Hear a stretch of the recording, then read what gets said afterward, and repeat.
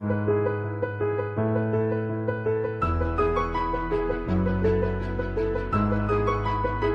Everyone, एक healthy mind एक healthy body में रहता है। Healthy mind dwells in a healthy body, right.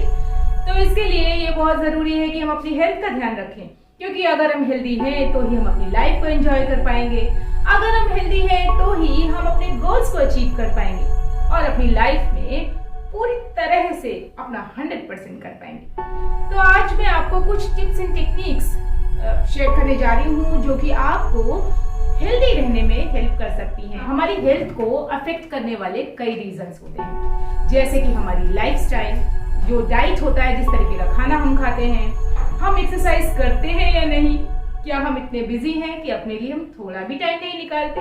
तो ऐसी बहुत सारी चीजें हैं जिन पे अगर हम फोकस करते हैं तो हम अपने हेल्थ को अच्छा रख सकते हैं और अपनी लाइफ को एंजॉय कर सकते हैं। तो चलिए, सबसे पहले मैं शुरुआत करना चाहती हूँ पेट से।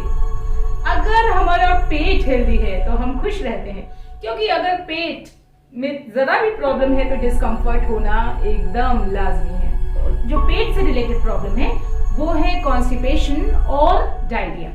तो आज मैं कॉन्स्टिपेशन के बारे में बात करने जा रही हूँ कि किस तरीके से हम अपने कॉन्स्टिपेशन को थोड़ा बहुत घर पे ही जो रेमेडीज हैं उनसे हम इसको क्योर कर सकते हैं। कॉन्स्टिपेशन का कारण क्या है?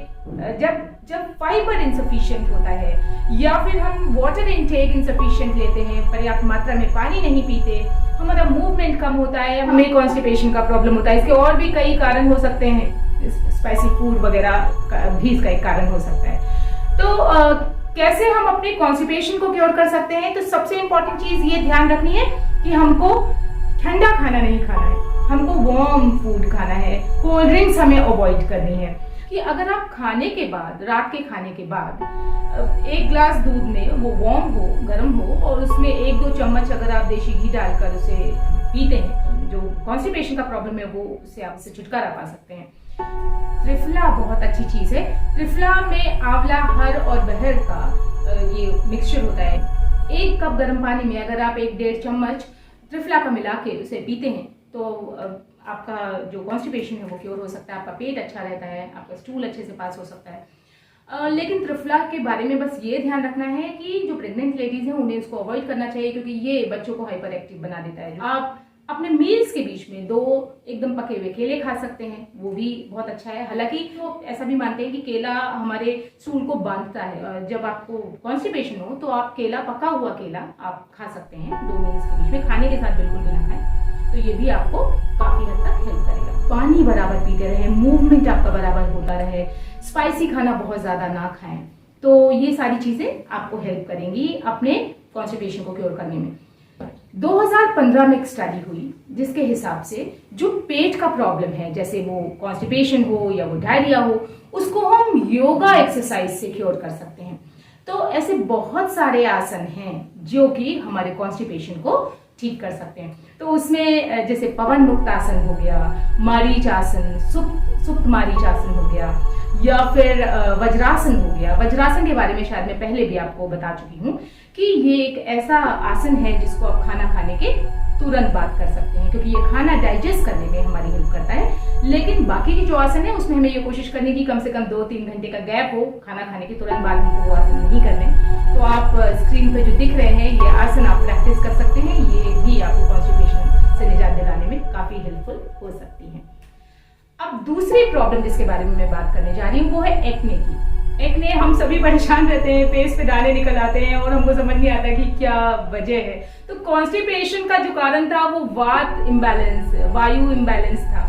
वहीं एक्ने का प्रॉब्लम होता है जब पित्त की अधिकता होती है, या फिर हम बहुत स्पाइसी खाना खा लेते हैं, या जब हमारी लाइफस्टाइल बहुत बिजी है, हम बहुत ज्यादा स्ट्रेस लेते हैं, या बहुत परेशान हैं, इमोशनली हम बहुत लो फील कर रहे हैं। तो इन सारी जो सर्कमस्टेंसेस होती है उसमें एक्ने का प्रॉब्लम बहुत प्रोमिनेंट हो जाता है। तो इसके लिए हमको ये ध्यान रखना है कि हम स्पाइसी खाना ना खाएं। ये एक बहुत इंपॉर्टेंट चीज़ है। खट्टी चीज़ें बहुत ना खाएं, क्योंकि ये सब कहीं ना कहीं एक्ने को और ज़्यादा उसको एग्रीवेट करती है, उसको बढ़ा देती है। कुछ सिंपल सी रेमेडीज मैं शेयर करने जा रही हूँ जो कि आपके एक्ने को क्योर करने में आपकी हेल्प कर सकती हैं। जैसे आप ब्लू वाटर पी सकते हैं। अब ब्लू वाटर कैसे बनाएंगे, इसके लिए मैं आपको बता रही हूँ कि आप एक साफ जार या फिर कोई वाटर बॉटल लेकर उसमें पीने वाला पानी भरिए, उसे ब्लू कलर के सेलोफेन जो पेपर आता है उससे कवर कर दीजिए और उसको धूप में 2 घंटे तक रख दीजिए। इसके बाद उसे आप हटाइए और आप इसको दिन में 2 से 3 बार पी सकते हैं, 2-3 कप पी सकते हैं। तो ये आपके एक्ने पे एकदम मैजिकली वर्क करता है। छोले को पीस कर, आपने चिकपी पाउडर, वैसे चिकपी पाउडर बाजार में अवेलेबल है, लेकिन आप चाहें तो चिकपी को यानी छोलों को पीस कर उसका पाउडर बना सकते हैं। उसमें पानी मिला के मुंह को धोइए। इसके बाद जब आप चिकपी पाउडर से अपना मुंह धोते हैं, उसके बाद आप थोड़ा सा जो बादाम है उसको पीस कर उसमें पानी मिलाकर अपने मुंह पे लगाइए और उसे सूखने दीजिए और फिर उसे धो लीजिए। तो ये सारी चीजें कहीं ना कहीं आपके लिए हेल्पफुल हो सकती हैं। आप बहुत ज्यादा तेल बालों में मत लगाइए, अगर आप लगाते भी हैं तो कम ड्यूरेशन के लिए लगाइए, क्योंकि जब ज्यादा तेल हम लगाते हैं तो बहुत ऑयल आ जाता है जिसकी वजह से एक्ने और ज्यादा निकलते हैं। आप क्रीम बहुत ज्यादा ऑयली मत लगाइए, तो मेडिकेटेड क्रीम या मेडिकेटेड कोई अगर कोई फेस वॉश है तो ही आप उसे यूज करिए, अदरवाइज आप अवॉइड करिए उसको यूज करना।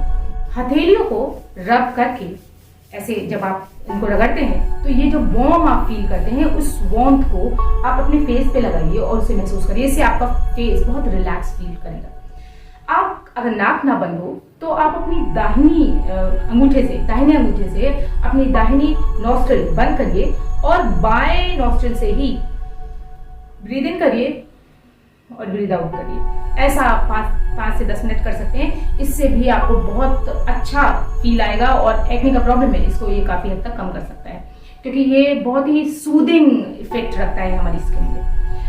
ये सारी चीजें तो करनी ही पड़ेगी, क्योंकि अगर हेल्दी रहना है तो भाई कुछ ना कुछ तो करना पड़ेगा। तो आप अपना ध्यान रखिए और अपने लिए टाइम जरूर निकालिए।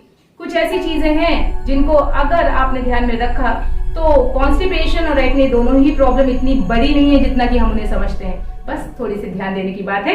तो मुस्कुराते रहिए, मेरे चैनल को सब्सक्राइब करिए, अपना फीडबैक जरूर मुझसे शेयर करिए, क्योंकि ये पहली बार है कि जब मैं इस तरीके की रेमेडीज आपसे शेयर कर रही हूँ। नेक्स्ट वीडियो में नेक्स्ट टॉपिक के साथ मैं फिर से हाजिर होंगी। नमस्कार।